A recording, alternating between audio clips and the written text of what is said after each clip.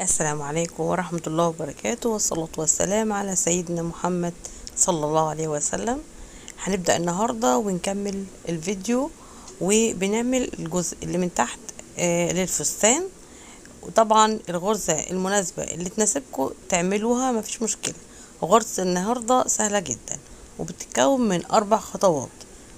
كل خطوة فيهم هنتعلمها مع بعض في الفيديو، وما ننساش مع بعض اللايك الجميل هيساعدني جدا، وما اشتركش معايا يشترك ويفعل الجرس عشان يوصله كل جديد. يلا بينا مع بعض نبدأ فيديو النهارده.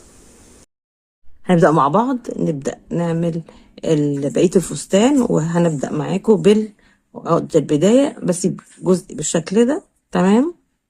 هاجي في الجزء بتاع المرد احطهم فوق بعض بالشكل ده، وباجي هنا اهي اول غرزة مع الغرزة دي.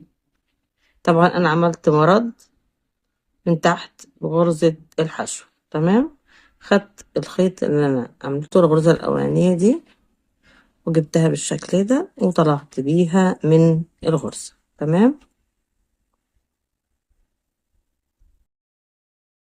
معايا الخيط يبقى معايا كده، وبعدين طلعت عملت غرزة،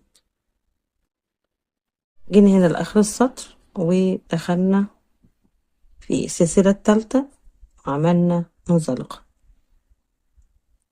والعمود اللي وراها برضو، ودخلنا في الفراغ السلسلتين، وطلعنا 1 2 3، واشتغلنا عمود 1 2 3 وعمود تاني.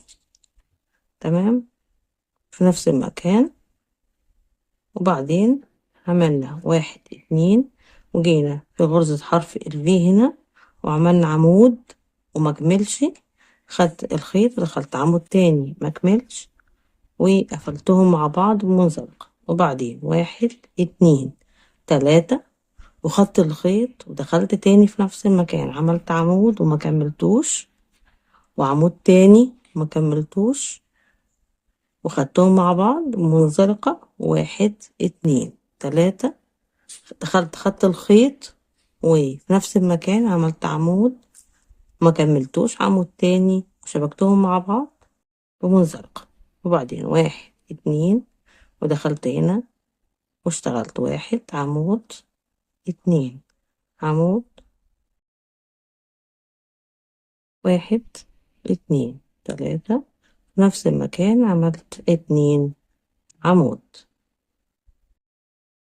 2 سلسلة، ودخلت هنا في حرف الفي وعملت عمود ما كملتوش، عمود تاني وقفلتهم مع بعض، وبعدين 1 2 3، خدت الخيط ودخلت عمود تاني مع بعض بالشكل ده بمنزلقة 1 2 3، في نفس المكان عملت عمود تاني وقفلتهم مع بعض بمنزلقة 1 2 سلسلة، ودخلت على الغرزة اللي وراها، عملت عمود 2 عمود 1 2 3، ودخلت عملت 2 عمود تاني 1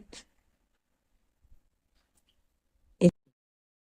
نمشي كده لغاية آخر السطر بنفس الطريقة دي، وهرجع لكم تاني. تمام.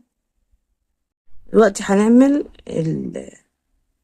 هنبدأ السطر الجديد، وهدخل بمنزلقة برضو على السلاسل والعمود اللي وراها، وأدخل على الفراغ هنا، وأطلع 1 2 3، وأعمل عمود و2 سلسلة، وأدخل تاني أعمل عمود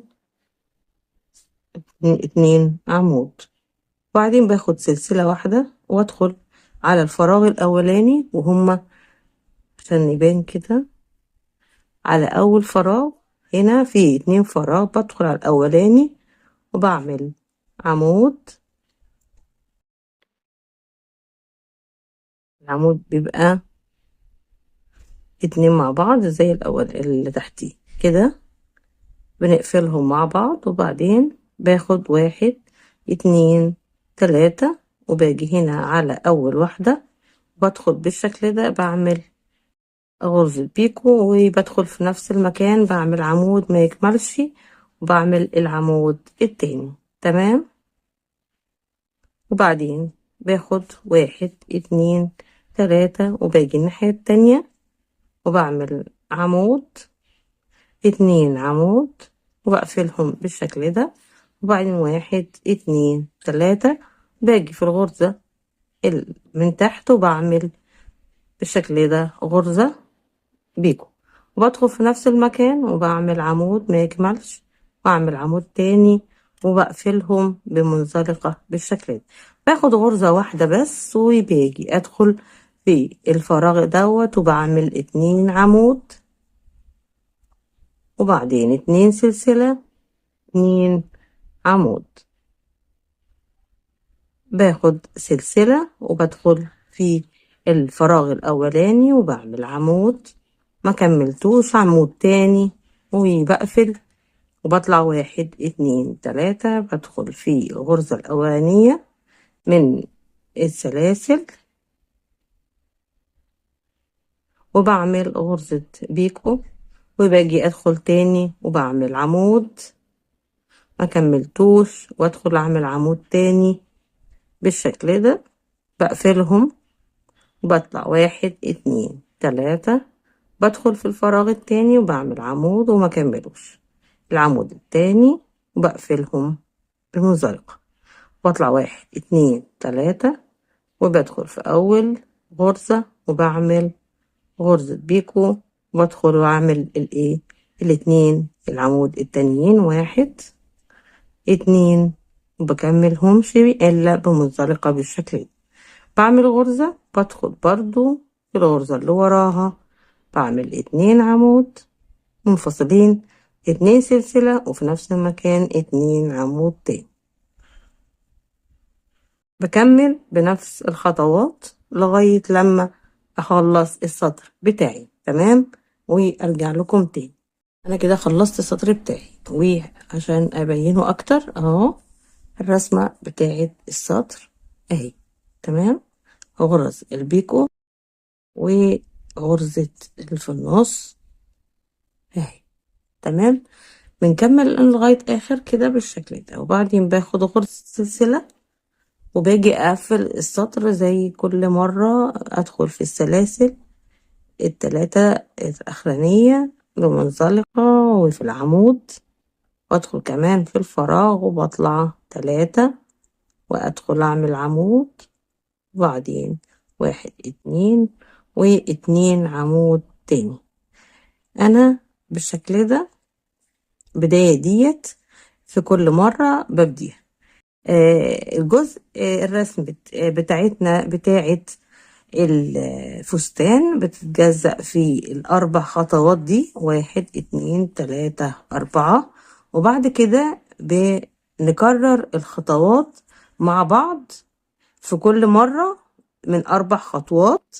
بعمل 1 2 3 وباجي هنا باخد الخيط وبين الاتنين دول في هنا 3 سلاسل بدخل فيهم بعمل عمود سلسلة واجي اعمل عمود تاني، ودي البداية الاولانية بتاعت الجزء دوت. هنا بعمل حرف الفي وبعدين بعمل 2 عمود 2 سلسلة 2 عمود، دي البداية. فبعمل 1 2 3 وباخد الخيط وبدخل في السلسلتين دول هنا 2 عمود 2 سلسلة 2 عمود في نفس المكان. تمام. اهي الرسمة بتاعتي بعيدها بس اشيل دي كده اهي. كده انا بعيد الخطوات بتاعتي الاربعة تاني. او دي اول خطوة بعمل 3 سلسلة 1 2 3 وباجي في النص بين غرز البيكو هنا في 3 سلاسل اهي في النص بدخل فيهم واعمل عمود سلسلة عمود تاني وباجي اعمل حرف الفي هنا عملته 2 3 و 2 عمود 2 سلسلة، 2 عمود. بكمل بالشكل ده لآخر السطر. كده السطر خلص اهو. بقى معايا هنا اكتر عشان الخلفية غامقة، وكملنا السطر وهنيجي كده هنقفل السطر بتاعنا. تمام، 3 سلاسل في الاخر، وبعدين باجي ادخل في السلسلة التالتة من العمود واعمل منزلقة، وبعدين في العمود التاني منزلقة، وفي الفراغ هنا بدخل بمنزلقة واطلع 1 2 3، واجي اعمل العمود و2 سلسلة، 2 عمود، 2 سلسلة، 2 عمود. ده بداية شغلنا. تمام، باجي انا اعمل المرحلة التانية من الغرزة اللي هي 3 سلاسل، غرزة حشو 3 سلاسل. تمام، ببدأ اعمل 1 2 3، وباجي هنا بعمل غرزة حشو و3، 1 2 3، وباجي هنا في الجزء ده اهي تاني خطوة بعمل غرزة حرف الفي بس عمود، 2 سلسلة، عمود. تمام، وبعدين 1 2 3، باجي هنا غرزة حشو، وبعدين 1 2 3 بعمل المروحة، 2 عمود، 2 سلسلة، 2 عمود في نفس المكان. تمام، بكمل انا الخطوة بتاعتي ديت اهي، 2 عمود، 2 سلسلة، 2 عمود، 3 سلسلة حشو، 3 سلسلة، غرزة حرف الفي ب2 سلسلة في النص، وهكذا لغاية لما اخلص السطر بالشكل ده وارجع لكم تاني. كده خلصت السطر وبدأت طلعت بالسطر الجديد بغرزة 2 عمود وسلسلتين 2 عمود عشان ابدأ السطر بتاعنا. تمام، ادي السطر بالشكل ده اوضح. نيجي نعمل السطر الجديد، بس شوية لورا. عملت الأربعة دول بينهم 2 سلسلة، وبعدين 2 سلسلة، وجيت هنا على غرزة حرف الفي دي ودخلت عملت عمود ما كملتوش، عمود تاني بالشكل ده اهي، وبعدين عملت واحد تاني، عملت بين العمودين والعمود اللي وراه والعمود اللي وراه هعمل 3 سلسلة، بدخل تاني اعمل عمود ما كملوش وعمود تاني بالشكل ده، 1 2 1 2 3، في نفس المكان اعمل العمود التاني مع بعض، اخدهم في منزلقة، 2 سلسلة، وبدخل على الغرزة 2 سلسلة دول وبعمل عمود، 2 عمود، 2 سلسلة، 2 عمود. تمام، بعدين 2 سلسلة، وباجي هنا اعمل الغرزة بتاعتي عمود ما كملوش، العمود التاني 3 حلقات اطلع بمنزلقة، 1 2 3، بدخل اعمل 2 عمود تاني واول واحد ما يكملش، وبحط الحلقات على الابرة كده وبقفلهم، 1 2 3، بعمل واحدة تانية في نفس المكان بالشكل ده. تمام، 2 سلسلة، وبدخل اعمل 2 عمود، 2 سلسلة، 2 عمود.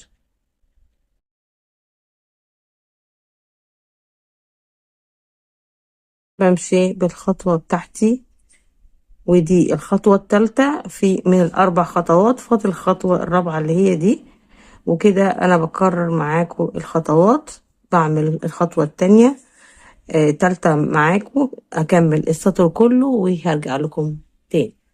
دلوقتي أنا بعمل السطر خلصته وطلعت السطر الجديد، ادي السطر بتاعي أهو، وهعمل السطر الجديد وهو السطر الخطوة الرابعة من ايه، من السطر بتاعنا ومن الغرزة بتاعتنا اهي، اللي هي الخطوة دي بتاعت غرزة البيكو. تمام، عملنا الأربع عواميد وبينهم 2 سلاسل، وخدنا غرزة ودخلنا في الفراغ الأولاني وعملنا عمود مكملش، دخلنا عملنا عمود تاني اهم بمنزلقة، وبعدين 1 2 3 دخلنا في آخر غرزة وعملنا غرزة بالشكل ده، وجينا عملنا عمود تاني ومكملناهوش ودخلنا عملنا عمود تاني بمنزلقة في 3 حلقات، وبعدين 1 2 3 وخدنا الخيط ودخلنا بالشكل ده العمود التاني وقفلنا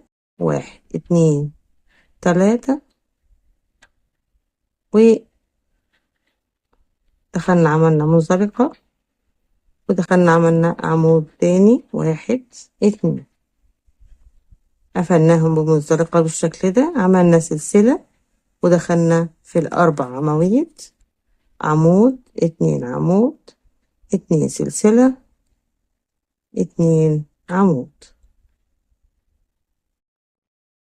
بنمشي بالخطوة بتاعتنا نفس اللي عملناهم اهي لغاية آخر السطر. تمام، أنا كده عملت الخطوة التانية من الفستان، والخطوة بتاعتي عبارة عن 4 خطوات عملتهم 1 2 3 4. نقول تاني 1 2 3 4 خطوات ببدأ بيهم أعمل الغرزة بتاعت النهاردة، بتتكون من 4 خطوات معايا. تمام، بكررهم ال4 خطوات دول اهم أول مرة وتاني مرة، بكبر أنا حسب اللي أنا مقاس والطول اللي أنا عايزاه من الفستان. يعني عايزة أعمل شبر 5 سنتي 10 سنتي بتقيسيها تقريبا الخطوة دي بتعمل 3 سنتي. تمام،